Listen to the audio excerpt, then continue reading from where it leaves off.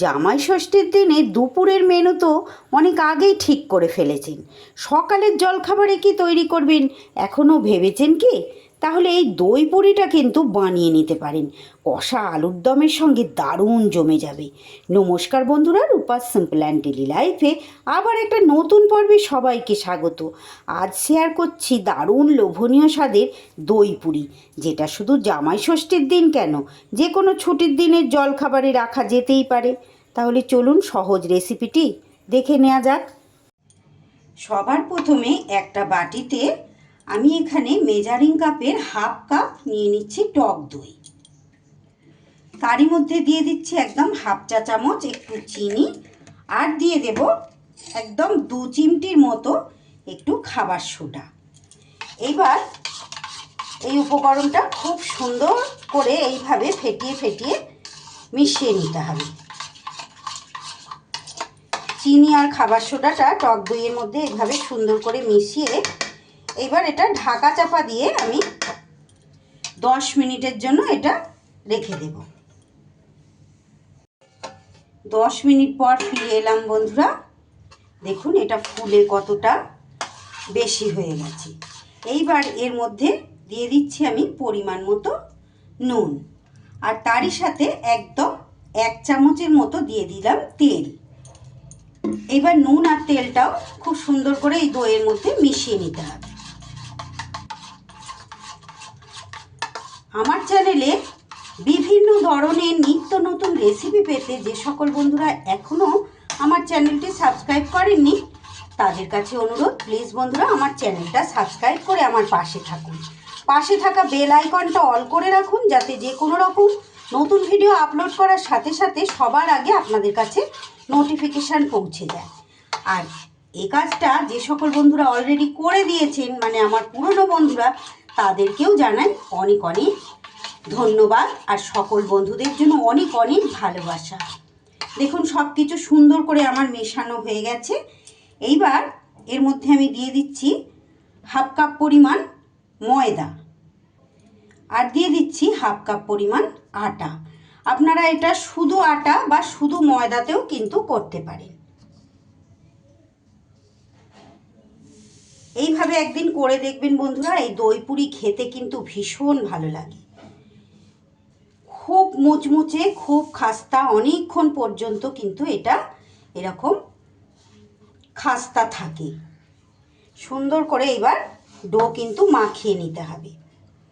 আমার আজকের এই দই পুরির রেসিপি যদি আপনাদের ভালো লাগে, অবশ্যই জামাই ষষ্ঠীর দিন জলখাবারে এটা রাখতে পারেন। শুধু লাঞ্চের কথাই তো ভাবলে হবে না, ব্রেকফাস্টের কথাও তো ভাবতে হবে, তাই না? বা যে কোনো দিন আপনারা উপোসের দিন বা ছুটির দিন এই দই পুরিটা কিন্তু আপনারা বানিয়ে নিতে পারেন।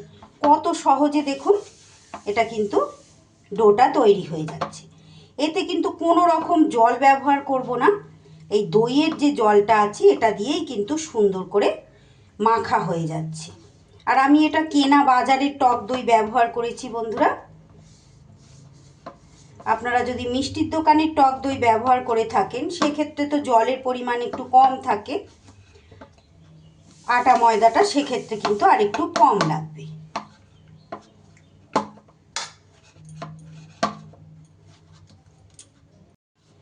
দেখুন সুন্দর করে এটা কিন্তু আমার মাখানো হয়ে গেছে। একদম যেইটুকু পরিমাণ আমি দই নিয়েছি, মানে হাফ কাপ, আর হাফ কাপ করে 1 কাপ আটা ময়দা, আমি কিন্তু আটা ময়দা মিলিয়ে 1 কাপ নিয়েছি। দেখুন সেটাতেই সুন্দর করে ডোটা কিন্তু আমার মাখা হয়ে গেল। এইবার যেটা করব, এর ওপরে আবারও একটু হাতে করে তেল নিয়ে তেল মাখিয়ে দেব। এইভাবে ওপর থেকে একটু তেল মাখিয়ে এটা আবার 10 থেকে 15 মিনিটের জন্য ঢাকা চাপা দিয়ে রেখে দেব, যাতে করে ডোটা একদম সুন্দর মতো সেট হয়ে যায়। আমি এখানে আমার পরিমাণ মতো কিন্তু আটা ময়দাটা নিয়েছি বন্ধুরা। আপনারা আপনাদের প্রয়োজন মতো কমিয়ে বা বাড়িয়ে নেবেন। ফিরে এলাম 10 মিনিট পর। দেখুন ডোটা কিন্তু আমার সুন্দর করে সেট হয়ে গেছে। এইবার ডোটা থেকে আমি আগে একটু ভালো করে এইভাবে চটকে নিচ্ছি।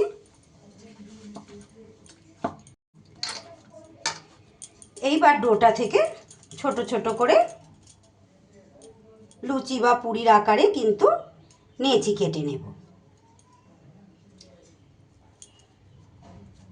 লুচি যেরকম সাইজের হয় আমি ঠিক সাধারণত সেরকম সাইজেরই কাটছি।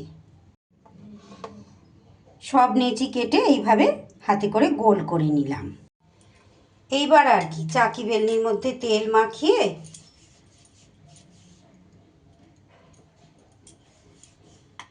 সুন্দর করে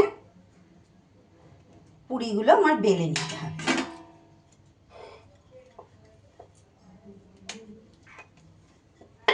গোল গোল করে, এগুলো তো আমরা সবাই জানি, তবুও যেহেতু ভিডিও আমি করছি পুরোটাই তো দেখাতে হয় বন্ধুরা, তাই আপনাদের সঙ্গে শেয়ার করছি।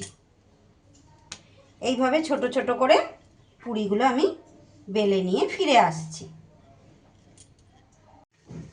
সব লুচিগুলোই দেখুন এইভাবে গোল গোল করে দুটো প্লেটের মধ্যে আমি বেলে নিয়েছি। এদিকে দেখুন কড়াইয়ের মধ্যে আমি কিন্তু তেল গরম করতে বসিয়ে দিয়েছি। তেল গরম হলে এইবার একটা একটা করে ভেজে নিতে হবে। আমার আজকের এই দই পুরির রেসিপি যদি আপনাদের ভালো লাগে প্লিজ বন্ধুরা একটা লাইক করে দেবেন। ভিডিও শেষে একটা কমেন্ট করে যেতে ভুলবেন না, যেটা দেখে আমি বুঝতে পারি যে আপনাদের কতটা ভালো লাগলো। আপনাদের একটা লাইক আর একটা কমেন্ট কিন্তু আমার নতুন নতুন ভিডিও তৈরি করতে অনেকটা উৎসাহ যোগায়, আর তারই সাথে আমার ভিডিওটাকেও কিন্তু অনেক দূর পর্যন্ত পৌঁছে নিয়ে যেতে পারে। এইভাবে দেখুন কি সুন্দর টোপা টোপা হয়ে ফুলে যাচ্ছে। এইভাবে তুলে নিতে হবে। সব পুরিগুলোকেই কিন্তু আমি এরকম একই রকমভাবে ভেজে নেব।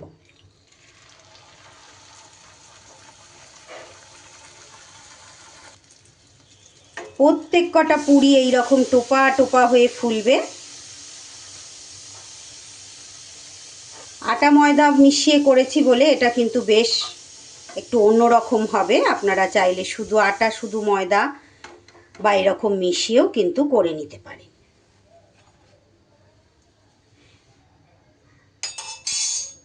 প্রত্যেক কটা লুচি একদম ফুটবলের মতো ফুলছে। সবগুলো পুরি কিন্তু আমার ভাজা হয়ে গেছে। দেখুন যেমন সুন্দর ফুলেছে তেমন সুন্দর কিন্তু দেখতেও হয়েছে। কত সুন্দর নরম তুলতুলে দেখুন, আর খাস্তা তো হয়েইছে।